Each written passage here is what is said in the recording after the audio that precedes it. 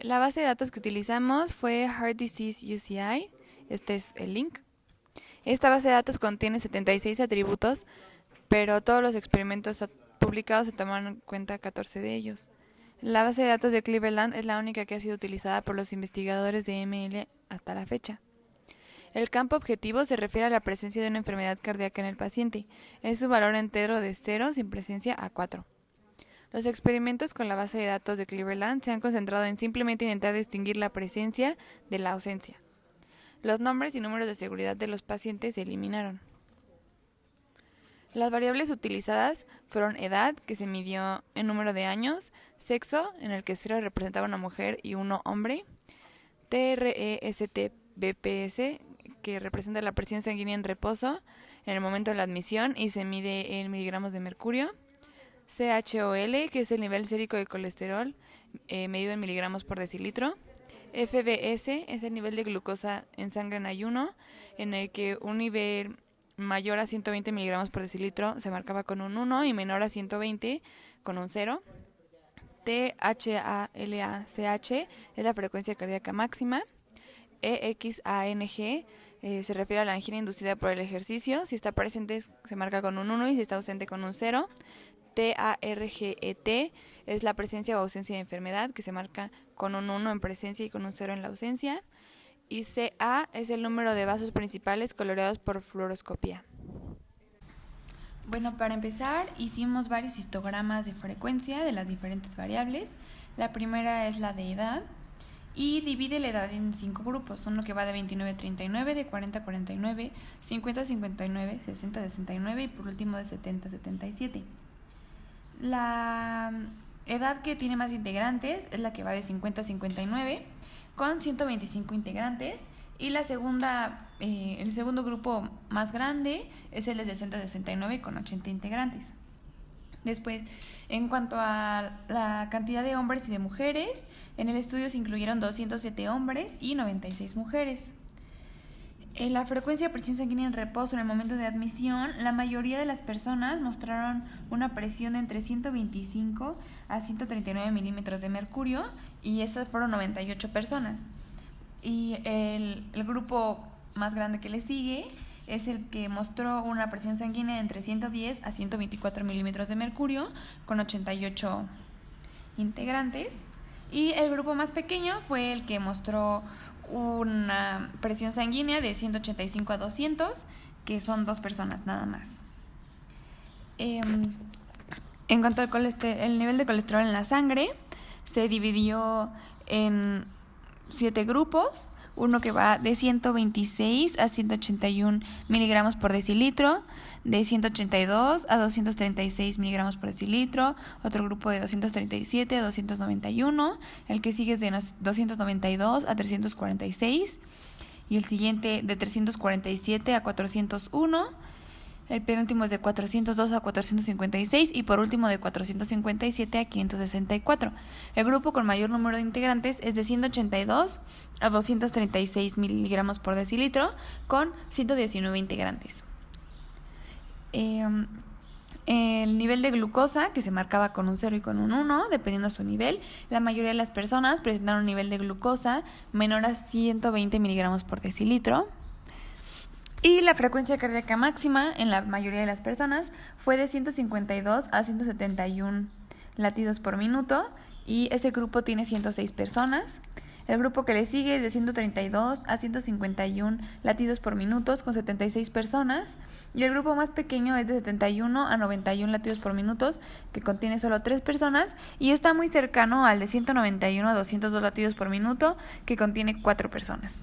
Finalmente, el histograma de frecuencia del número de vasos principales, coloreados por fluoroscopía, muestra 5 grupos descendentes.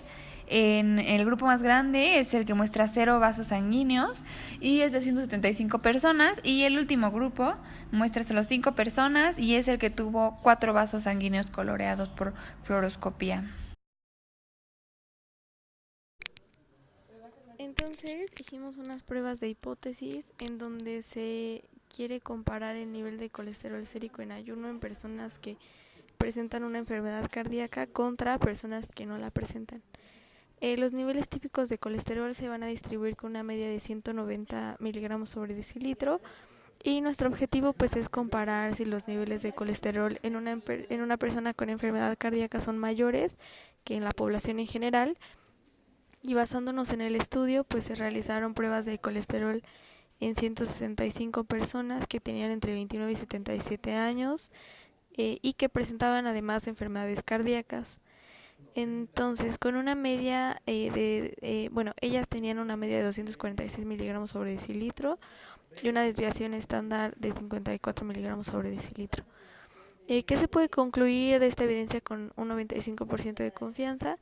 Pues primero tenemos nuestra hipótesis nula, que es que el nivel de colesterol en personas con enfermedades cardíacas es mayor a 190 miligramos sobre decilitro, y nuestra hipótesis alternativa es que el nivel de colesterol en personas con enfermedades cardíacas es menor o es igual a 190 miligramos sobre decilitro. Al final se aceptó la hipótesis nula, es decir que sí, que las personas que tienen enfermedades cardíacas van a tener un nivel de colesterol mayor que el de la población en general. Nuestra segunda prueba de hipótesis es en donde queríamos comparar la presión arterial sistólica en reposo de tanto personas como que no presentan la enfermedad como personas que sí la presentan, y pues el nivel normal de presión arterial se distribuye con una media de 130, y también se realizaron pruebas de presión arterial en 165 personas que tenían edades entre 29 y 77 años. Su media era de 132 milímetros de mercurio y su desviación estándar de 18 milímetros de mercurio. Y lo que se concluyó de esta evidencia con un 95% de confianza fue lo siguiente. Teníamos nuestra hipótesis nula, que era que la presión arterial sistólica en reposo de una persona con una enfermedad cardíaca puede ser menor que en una persona sana. Y nuestra hipótesis alternativa es que la presión arterial sistólica en reposo de una persona con enfermedad cardíaca es mayor o es igual que a la de una persona sana. Al final se rechazó la hipótesis nula porque concluimos que esto tal vez puede deberse a que no se especifica la enfermedad cardíaca que padecen, y las enfermedades cardíacas tanto pueden aumentar como disminuir la presión arterial sistólica. Y la última prueba de hipótesis que realizamos es en donde queríamos comparar el ritmo cardíaco máximo que alcanzaban personas que presentan enfermedades cardíacas contra personas que no las presentaban, y la frecuencia cardíaca, que ya se considera taquicardia, se distribuye con una media de 110 latidos por minuto, y pues se realizaron pruebas de presión arterial en 165 personas con edades entre 29 y 77 años. Ellos presentan una media de 150 latidos por minuto y una desviación estándar de 23. Y lo que concluimos de esta evidencia con un 95% de confianza fue lo siguiente. Nuestra hipótesis nula es que las personas con enfermedades cardíacas van a tener una frecuencia cardíaca máxima superior a las personas sanas. Y la hipótesis alternativa es que las personas con enfermedades cardíacas van a tener una frecuencia cardíaca máxima o igual o inferior a las personas sanas. Y en este caso se aceptó la hipótesis nula, o sea que las personas con enfermedades cardíacas sí van a tener una frecuencia cardíaca máxima superior al de una persona sana.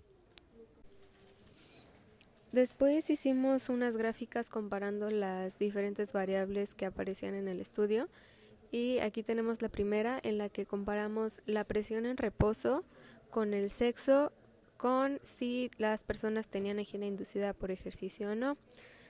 Y llegamos a la conclusión de que las mujeres que sí presentaban angina inducida por ejercicio fueron las que tuvieron mayor presión en reposo, con 200, y las personas que tuvieron menor presión en reposo fueron igualmente las mujeres que en este caso no tenían angina inducida por ejercicio. La segunda gráfica que hicimos fue comparando el nivel de colesterol en suero que tenían las personas, si tenían o no la enfermedad y si tenían vasos principales coloreados por fluoroscopía. Aquí lo que concluimos es que las personas que sí tenían la enfermedad y que no tenían ningún vaso principal coloreado fueron los que tuvieron un nivel mayor de colesterol en suero de aproximadamente 550, y las personas que tuvieron menos colesterol en suero fueron aquellos que presentaban 4 vasos principales coloreados y que sí tenían la enfermedad. Y por último, la gráfica que hicimos fue comparando la frecuencia cardíaca máxima con el nivel de glucosa en sangre en ayuno y si tenían la enfermedad o no. En este caso tenemos que las personas que no tenían la enfermedad y que tenían una glucosa mayor a 120 gramos por decilitro fueron las que tuvieron menor frecuencia cardíaca máxima. Y por el contrario, las personas que sí tenían la enfermedad y que tenían una glucosa menor a 120 miligramos por decilitro fueron las que tuvieron una frecuencia cardíaca máxima mayor de aproximadamente 200. También hicimos unas tablas en las que resumimos la información de las gráficas anteriores y tenemos que en cuanto a la edad, las personas que tienen la enfermedad o no, tenemos que el promedio de las que no tienen es de 56.60 y de las personas que sí la tienen es de 52.49. Igualmente la hicimos con la presión en reposo y el promedio de las mujeres era de 133.08 y el de los hombres de 130.94. Bueno, como último ejercicio quisimos hacer unos de chi cuadrada, en donde el primero se mostraba la glucosa en sangre en ayuno y si se tenía la enfermedad o no. Entonces aquí podemos observar aquellos que tenían la glucosa menor a 120 miligramos sobre decilitro y en tanto si tenían la enfermedad o no, podemos ver que los valores observados son muy parecidos a los valores esperados, solo varían por unas cuantas unidades. Y en aquellos que tenían la glucosa mayor a 120 miligramos sobre decilitro también se puede observar lo mismo, en tanto que si tenían o no la enfermedad, que los valores observados y los valores esperados fueron muy parecidos. Y aquí está otro sobre la angina inducida por ejercicio y si tenía la enfermedad o no. También podemos observar aquí los que no la tenían, pero sí tenían la enfermedad y los que no la tenían. Y aquí, al contrario que en la otra tabla, podemos observar que los valores observados y los esperados en realidad varían considerablemente, tanto si no tenían la angina inducida por ejercicio como si sí.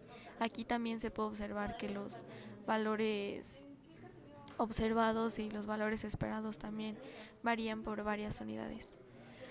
Y ya, eso es todo. Y finalmente nuestra conclusión. Después de haber hecho un análisis de las variables por sí solas y también entre ellas llegamos a varias resoluciones. La primera es que comprobamos que al tener enfermedades cardíacas, los afectados pueden desarrollar niveles de colesterol mayores a los normales. Por otro lado, algo que también podemos ver es que las enfermedades cardíacas no tienen efectos considerables en la presión arterial en reposo de los pacientes.